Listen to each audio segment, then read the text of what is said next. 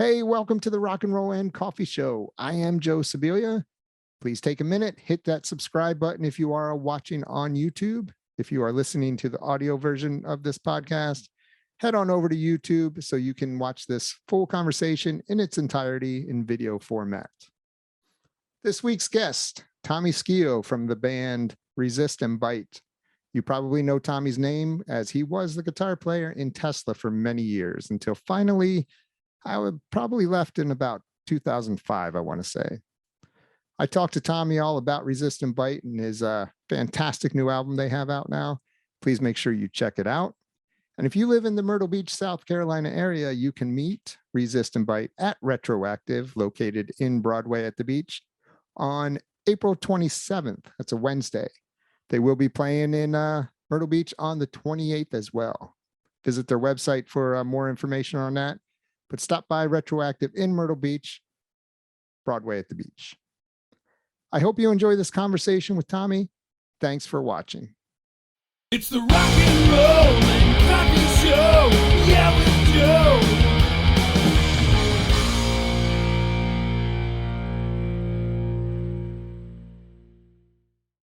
Tommy, let's just get right into it. You've got a new album out and new band, Resist and Bite, which I've got to say is killer. Love the album. Thank you. Yeah, dude, thank you. Yeah, and I'm glad to see you back out because I know you've done some stuff after Tesla that it didn't really take off. We can say that, right? So, but Resistance. I did just some silly records. I was just bored, and they're really quite horrible records. I just had some fun, played some music, really. Yeah, and now you've got this great band, Resist and Bite. Yeah. Album came out about October, 6 months ago or so? Yep, just about like that. Okay, and how did you get this band together? Like what brought you guys together? Well, I mean, Dave had a lot to do with that. You know, I had done those records. You were oh shit, my battery's low. Are you there? Yeah, I'm here. You need to plug in? Yeah, I'm gonna have to plug this in. Yeah, go ahead. Hold on a sec. Okay, that should work. All right, you're all sorry about that. Yeah, no worries. So what brought the band together? Yeah, so I did those little solo punk little records I did, and then I did one more before Resist and Bite got together, and I did it with a friend of mine, Rob. And part of the problems with those records is I did them at this little shitty studio, and they, not really good mic preamps and stuff like that. Anyway, I did this one record called Skin Suit with my friend Rob, and Dave drummed on it. And Dave had heard some of my songwriting, and he made the connection of what I wrote in Tesla and how great he thought that was. And he just said, "Hey man, you should be playing in a band." And I thought, well, I'd love to. I'm not a real schmoozer kind of guy, and so things just have to kind of fall into place naturally for me. So through his interest like that, he got some other guys together and said, "Hey, you want to do a band and try it out and check it out?" And I said, "Sure, yeah."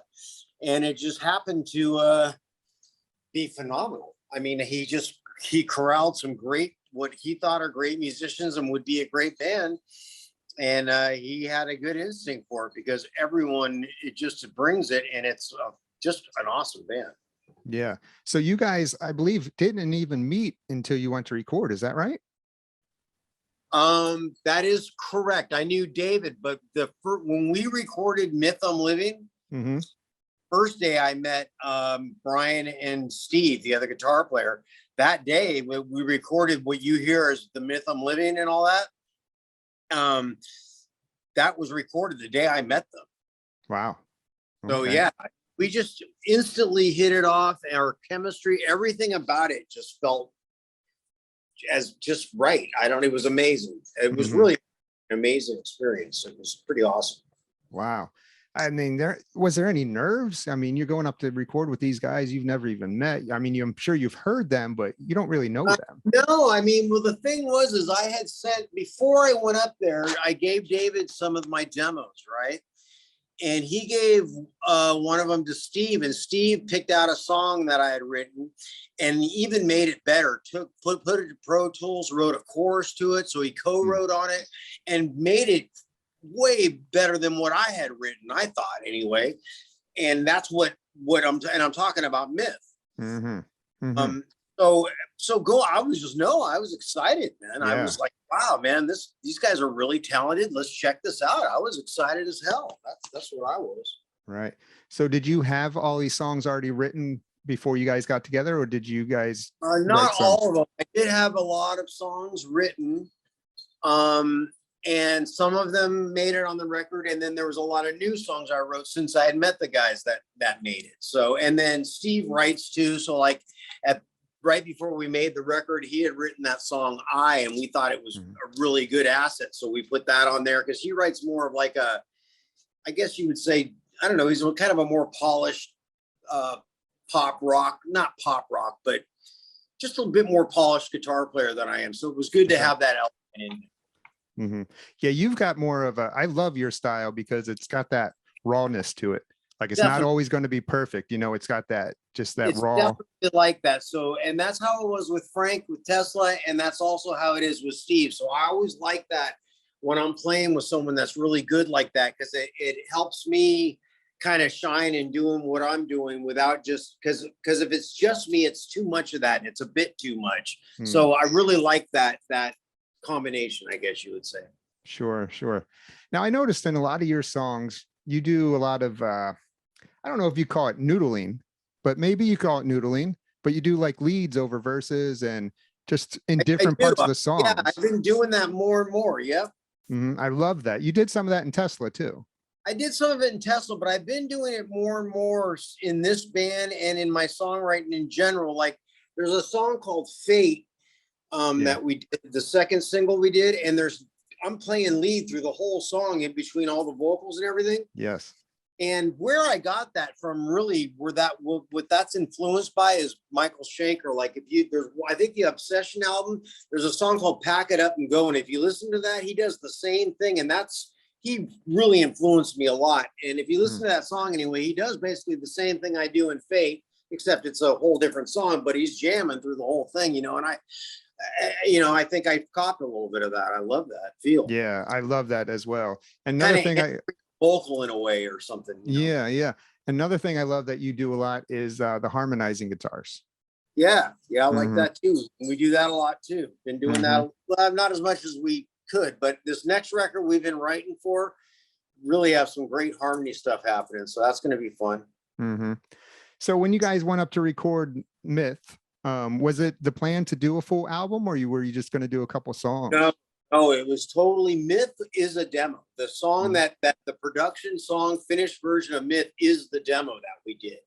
And what happened there is we did some demos, that being one of them. We did some others too. Fate was another one, but we ended up re-recording Fate because not all the demos came out as great as Myth did. Myth was the first song we recorded, and it's the song that we did the video to. And what happened is we got asked to do a radio program. We thought, man, we can't go there without a song. So we mixed Myth and just shined it up as best we could and brought it to the radio station. And it kind of started getting a little bit of traction. So then with that same demo, we ended up making a video to it. And that's our first single, basically, is that demo. But you didn't put that on the album, right? No, we kept it separate and kind of let a lot of people ask us, how come that's not on the record? And it's just because I like that it was just its own thing, and it was the first time, just the whole history of it and everything. I just like that it just stands on its own. It sounds a little different, not as produced as the record, but that's okay. I've got people listening to us and loving us. So yeah. So when was the point came where you said, you know what, let's do a full album? Very soon after we first got together. I mean, we were talking about it from the minute I was up there and we started recording, we started talking about being a band. Yeah. That had to be exciting. Yeah, it was exciting. And it was awesome. Cause ever since I even left Tesla, the last time I've been in and out a couple times, but the last time was pretty much for good. And I wanted to do some other stuff, but I'm not the kind of guy that's going to call up somebody and go, hey, I want to, it's got to just kind of happen naturally for me. And that's exactly what happened here. And I'm so blessed and happy it did, because otherwise I'd still be just sitting around. I'd be watching the TV show I was just watching. anyway, I wouldn't be doing this. So it's cool. Yeah. Did you ever expect to see yourself in another great situation like this?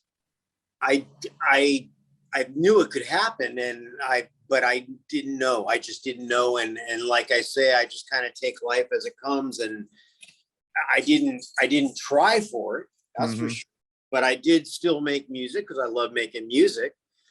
And this just happened. So, you know, I didn't really try for it, but I'm open to it, of course. Yeah. But I love doing. Yeah. No. So when you left Tesla, were there other opportunities out there? Did anybody call you or other bands call you to fill in or play? Really, and I wasn't in any shape, really. I mean, after I left Tesla last time, I was just in kind of a mess, and just, I was really just like, when I left Tesla, that, you know, I was not doing well, and I didn't really want to be there anymore either. I just was really unhappy with a lot of things, and I was doing a lot of drugs, frankly. So I probably wasn't in the best shape to do it. I mean, things got a little worse after I left the last time. So it took me a while to just go through whatever I had to go through. And then the last 5 or 6 years, things have been good. And that's when I think people just took notice that I wasn't as behaving as crazy as I was before. And, that just probably opened up some things to happen. Yeah. Yeah. I'm so happy for you that you yeah. Because when we first met, you weren't. You were in that other place. I was, yes. Yeah. Well, you were just talking about when I met. I remember I was doing blow that night. Shit, Yeah. I told Yeah. Yep. Yeah. So I'm so happy for you. Congratulations, bud. Yeah, I don't really do that anymore. I mean, I still smoke a little pot here and there, but I don't dabble with I can't get into the hard thing anymore. It was just killing me pretty bad, and really taking a toll on me. I was living that way for a long time, and I just had to stop. Yeah. Yeah. So back to when you started recording. Now, you recorded first with a different singer, not Nathan, right? That's correct. Yeah, we had another guy, and he was going to be the guy. I mean, but he had so many issues with what we were doing that it wasn't perfect enough, or this and that and the other thing. And it was just like, hey man, you're not the right guy for us. If you're, it's rock and roll. We just want to rock, man, and have fun. Yeah. So we had to move on from that. And then we just got so lucky to get Nate. I mean, Nate fit like a glove. He was definitely meant to be in this band. Yeah. You found a gem in him. Oh man. He is something else, man. He's such a powerful singer. He's a great guy. And it's really pretty great, pretty amazing. He's something else, man. He's a force to be reckoned with, man. Not only does he sing, but he'll hump the gear if he needs to, Yeah. Well, that's always good, especially with the singer. Whatever it takes, man. Nate's all about it. He's a great guy. Yeah. Listening to the record, I noticed some similarities between him and Jeff, which I found pretty funny. But Nathan he's more powerful than Jeff. Oh, he's way more. Jeff sings really low, and it's a whole animal. Nathan just has got so much power. It's unreal, man. You can just feel it, and it goes through you, and it's quite amazing. And no disrespect to Jeff. Jeff's an amazing singer. It's just a different animal for sure. Yeah. Yeah. But a lot of especially in what is it? And you know what? He's a lot like Jeff personality wise too, which is really very much. It's quite a trip. I tripped out on that right away. Yeah. Like A Soul for Mary. That's what I had to take a double take, make sure Jeff wasn't doing a guest vocal in the beginning. Yeah. He's not really even trying to go there. He's naturally as a matter of fact, Steve, the other guitar player, just said we were thinking about putting out another live track from one of our shows. We just put out Bombs on our Facebook thing as one of the tracks, and we had it live, and it came out pretty good. So we were thinking of another one. He sent me Modern Day Cowboy, our version of it, doing it live. And I swear to God, I was like, man, is Steve fucking with me? And then I realized, no, this is Nate singing. It was just so powerful and so good. But it sounded a lot like Jeff singing. And of course, it was the same song that Jeff sings. But it was pretty wild. Yeah, it was trippy. It's a trip. Now, Resist and Bite is heavier than Tesla was. And I know you wrote a lot of the heavier Tesla songs, I believe, correct? I did. Like Don't De-Rock Me. And, I wrote some heavy stuff too, but most of the heavier stuff, if it was a heavy kind of edgy rock and roll shit, I for sure wrote it. But I wrote some trippy stuff too, like Shine Away and Song and Emotions, and Stir It Up, things like that. I'm a diverse writer, but my heart's where the heaviness is, for sure. Yeah. Song and Emotions, a pretty heavy song though, actually. It gets there, but actually the end part of that Frank wrote. We collaborated on that, but the whole intro I wrote, which is the mellower part, and the first heavy choruses that come in, but the end part Frank wrote. So, but yeah, it gets heavy for sure. Yeah. So back to Nathan a little bit. Did you know him prior to meeting? I did not. And what's funny is Frank had called him up a couple of weeks before I met him and asked him to do a show with him, a one-off show with Frank playing acoustic. So he had just got a call from Frank, and then 2 weeks later got a call from us. What's the chances? Was tripping. Yeah. Man. He's been getting calls from George Lynch and then Frank and then us, and he's thinking he's doing pretty good that's what he says. So, I mean, I can see how that would be for him. It's kind of funny. Yeah. Well, he was with Lynch for a little bit, right? He was. Yeah. He still does some shows with him if he can. Like he just did one a while back with him. Okay. So you get Nathan in there, the band's complete. You record the album. And this was all during the pandemic, correct? It was, and I think the pandemic really helped us. We were going to make a record no matter how it went down. We were going to do it ourselves. Whatever was going to happen, we were going to do it. But the pandemic thing really was a trip, because we got in the nicest studio and for hardly any money, because a friend of our producer, Mike, had a place in Nashville and said, man, no one's coming in here. We'll basically give it to you to come in and work. So we did. We went in there for 20 days for this place is like a $2,000 a day studio. We basically get 20 days for about $5,000. So it was an amazing deal. And the record came out so great. And we did hire, we had to pay some money to Mike to produce it, which he was an instrumental help in why it sounds as produced and as good as it does. Mm-hmm. What did he bring to you guys? Because you worked with him on Into the Now, right? I did, yes. Yeah. And I've known him for quite a bit. That's correct. And we've always got along. He helped us figure out what songs should be on the record. He helped us with pre-production. We did some pre-production on the songs. And some of that we took his ideas, and some of that we left what we wanted. And then we got in the studio, and he guided us through that. There's certain things about this time working with Mike that I didn't enjoy as much, but there's other things that I see that it would not have been what it was if he wasn't there. Mm-hmm. So Mike's just very talented and really pretty awesome and a great guy. Mm-hmm. So he brought a lot to it. Yeah. Well, I mean, because usually he works with heavier bands, right? Yeah, not always. I mean, he did do some heavy metal type bands like Testament and Forbidden or something like that. Mm-hmm. But he's worked with Papa Roach and what's the name?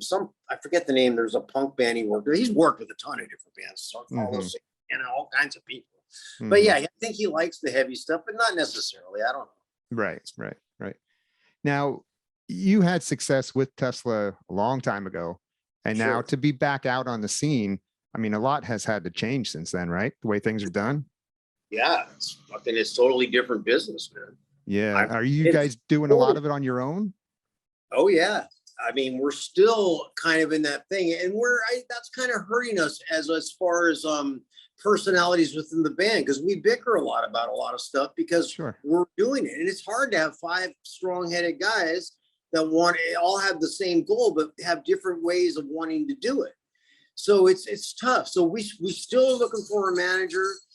We finally got a booking agent. So things are slowly falling into place, but not fast enough for us, but it will get there. I mean, the band is so good that I'm surprised really that a manager and a label and all kinds of stuff hasn't come knocking on our door, but I guess it's just that time yet because of the pandemic. I don't know, but fans are loving us. We love it. It's a no brainer, but it just hasn't happened yet. So we're carrying on until it does happen. I mean, we're booking our own. Well, now we're not booking our own shows. We got a booking agent, but we're just trying to get the word out there, man, because we believe in it.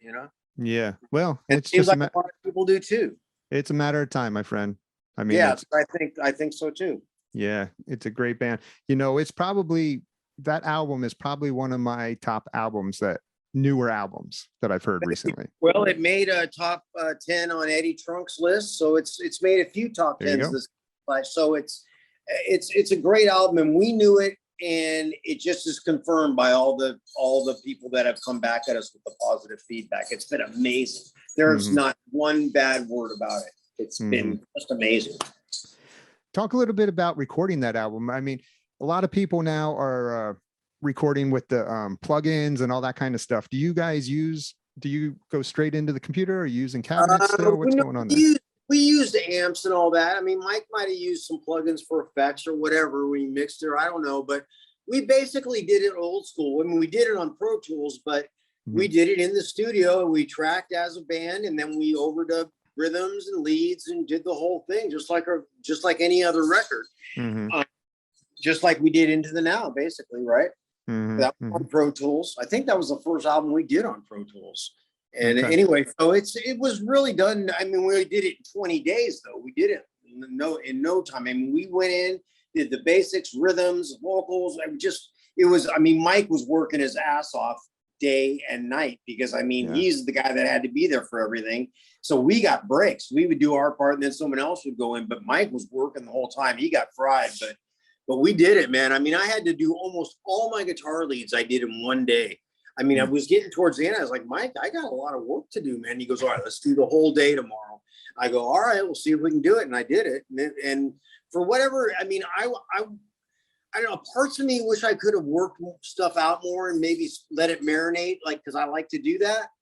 But I will say, the way I did it in one day, and I kind of just did it in a lot of stuff in one take, and just did it.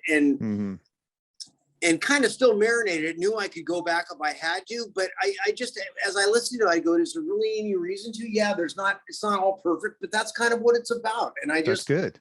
It happened, things happen for a reason, I think, sometimes. And that's how this record kind of was. It's a real, and then this band, I should say, everything we do just happens so naturally, and seems like just, it was meant to be type of thing. So. And as far as two guitar players, with you and Steve, I mean, did you guys just click automatically, or, I mean? Absolutely. It's just like me and Frank. I mean, very similar. Me and Frank never talked about shit. We just didn't, we just did. We just play guitar, and that's what me and Steve do. We don't talk about who's playing leads, who's doing what. We just do it. And it's just like that. It's exactly. How do you decide who's doing the lead? Sometimes, well, like I did a lot of the leads on the record just because the demos had them on there. But I was even, when we were doing the record, I think there's a couple of songs I wanted Steve to do them, because I thought I was doing too many leads, and I wanted to have that different yin and yang thing going. So, but that's how some of them I just was naturally playing leads on, because I wrote the song, and on the demo I played the lead, liked what I did or whatever. But and then some of the songs that we had wrote since Steve was there, Steve just happened to play. So it just, again, happened very naturally. But I think there was a couple that I said, Steve, maybe you should do the solo. I forget what song it was.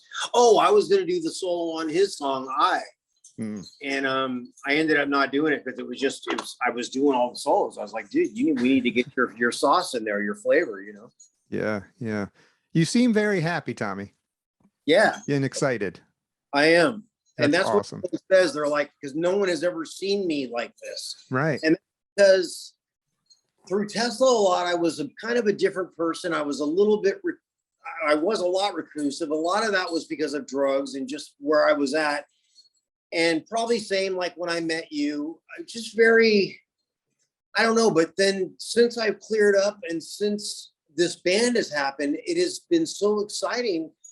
And for lack of a better term, man, I just feel like a fucking nerd, man, because I just feel so happy, and it's like I can't help myself. Yeah. So I'm naturally excited about it, and usually I try and be cool and chill and like, hey, what's up, man? But it's just try to be a cool guy. It's not me at the moment, man. I'm pretty gay at the moment. I'm pretty happy. Yeah, that's awesome to see. I'm so glad. I'm so happy for you. Thank you. So, I know you're doing some touring now. Yeah. Are you gonna be going overseas, or what are we doing here with touring?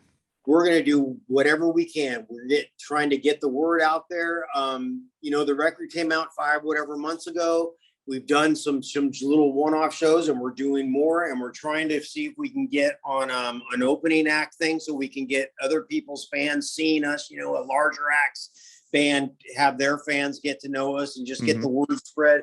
So we're just we put the record out 5 months ago, but we'll work it another year or whatever, whatever it takes to. It's a great record, and we're going to work it. And if it takes us to Europe, we'll go there. I mean, right now we're just doing wherever they'll have us, and that's what we're doing. And since we got the booking agent, that's helping getting us a lot more shows. So they're starting, and plus we did the Monson of Brock thing that kind of turned the light switch on for a lot of people. That you did the cruise, right? Yeah, and that helped us, I think, a lot. What kind of feedback are you getting from your peers? Great, everything. Yeah. I haven't heard anything negative at all about anything ever. So it's amazing. I mean, it's unbelievable. Yeah. Yeah. Good. So you mentioned Schenker earlier. What, besides him, what were some of your influences when you first started playing? Who were you into? Schenker, definitely. I like Judas Priest a lot. Those two guys, the way they do stuff, and just how they were very unique guitar players, I felt like. And I feel like I'm that way. I'm not the same type of guitar player as them, but my style is really unique. When I play, I think it's me. It's got a way about it. Anyway, those guys, Angus Young, AC/DC, Pat Travers was a real big influence. Alex Lifeson from Rush, I liked a lot. Really just the who's who of guitar players, I guess you could say. But those are the guys that really stick out for me when I think of guitar players. And were you There's probably others that I'm missing, but sure. The guys from the Scorpions, those guys, Matthias Jabs is really great. Did you learn on your own? Were you self-taught? Yeah, pretty much. I had a couple of lessons where they showed me around a little bit, but I just went to the records and played with records, and that's how I learned playing with the greats, man. That's what it was about for me, trying to figure it out. I think that's some of the best way. I'm sorry. And I think that's probably why part of my style is kind of unorthodox, because I don't totally know what I'm doing still. I just do it, and it comes out kind of just unique and different. And I like that. Right. So you say you don't know what you're doing. Do you know, it sounds like you know what you're doing, but. I know what I'm doing a little bit. I mean, I as I've gotten older, I get music theory pretty much. I mean, I get it, but it's just still, I sometimes I have to, like when I'm playing the guitar, I have to kind of re-up and go, okay, so when you, if I'm going to play a solo in C sharp minor, I got to go here now. It's just still learning too, so it's I love where I'm at with my guitar playing. I love it. I embrace it. I'm not perfect by any means, and I'm still learning, but every time I do something on a record, especially Tesla records or this record, not so much my solo stuff. There was some good stuff on there, but nothing like what I'm doing now. And, when I'm with a great, there's nothing like with being like with five guys. Right. And I just really enjoy my style. Yeah. Okay. Are you guys still writing? Are you always writing? I'm always writing, man, constantly. I can't stop. Ideas come and I put them on the tape recorder there. And those guys tease me about it, but yeah, we probably have 2 or 3 records written right now that we could go and do. I mean, we have a lot of material now. Not all of it has lyrics. I would say we easily have a record we could do now. For the next record, we got right now. Oh, wow. We could go in right now and do it. And I'm sure by the time you go in to record another album, you're going to have so many more. We'll have more, and it will be just that much better to choose the best and greatest songs, just like Mike helped us do with this record. Sure. Because we had a lot going into this one. So you had mentioned that you do some Tesla. Are you still playing some Tesla songs in your shows? Yeah. We do a Modern Day Cowboy. We've been doing Action Talks, Heaven's Trail, the Love Song a few times. I mean, we're not doing too much of it. We're trying to push our thing. But nothing wrong with playing a couple of them. Yeah. Do you feel that that's always something you're going to have to do, seeing you were linked to them so much? No, I think so. I think the band's such a great band that we can live off, you know, but I think people will expect a song here and there. I could see that. People are always saying, "Oh, play this and that." You know, they even say play another band I like that I was in with Jeff was Bar 7. Right. I don't know about that, but that had, you know, there's a lot of people love that band, and it's a trip because I didn't think it was that great, but it was okay. But there's a lot of songs that people request of that, so wow. I trip on that too. So, but yeah, I think we can do our own thing. But I'm not gonna turn away from the past. I don't mind playing some Tesla songs. There were some great songs, man. Yeah. Well, I mean, and the past made you. That's who you are. You know. It's all good, you know. Awesome. So you guys are coming up to where I'm at, Myrtle Beach, and you're going to be doing it.